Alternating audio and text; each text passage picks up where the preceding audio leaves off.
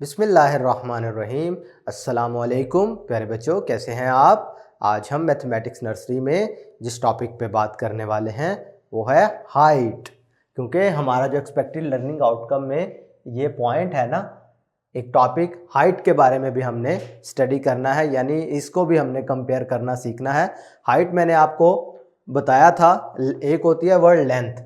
Length हम इस तरह मेजर करते हैं, ठीक है। और जब हाइट की बात करें तो हाइट का मतलब होता है ऐसे वर्टिकली मेजर करना, ठीक है। तो जब हाइट को मेजर करते हैं तो इसको कंपैरिजन किस लफ्ज़ों में क्या लफ्ज़ इस्तेमाल किए जाते हैं, क्या कौन से वर्ड हैं हाइट को कंपेयर करने के लिए, वो है जी टॉल एंड शॉर्ट।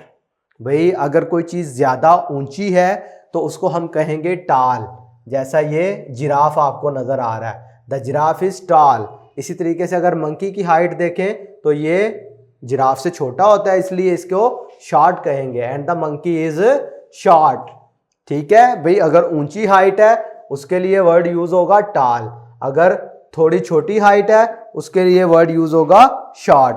तो जब भी आपने हाइट को कंपेयर करना है तो वर्ड यूज होंगे टॉल एंड शॉर्ट।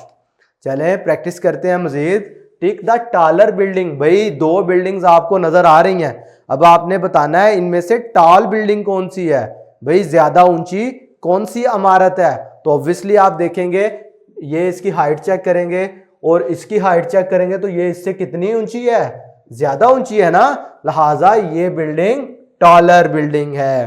क्लियर है। तो हाइट से रिलेटेड आप इस पे मजीद एक्टिविटीज भी कर सकते हैं, अपने दोस्तों के साथ अपनी हाइट को कंपेयर कर सकते हैं। दो दोस्त इकट्ठे एक साथ खड़े हो जाएं और देखें आप दोनों में से किसकी हाइट ज्यादा है। जिसकी हाइट ज्यादा होगी उसके लिए हम वर्ड यूज करेंगे टॉल, और जिसकी कम होगी उसके लिए हम यूज करेंगे शॉर्ट। आज के लिए इतना ही, अल्लाह हाफिज।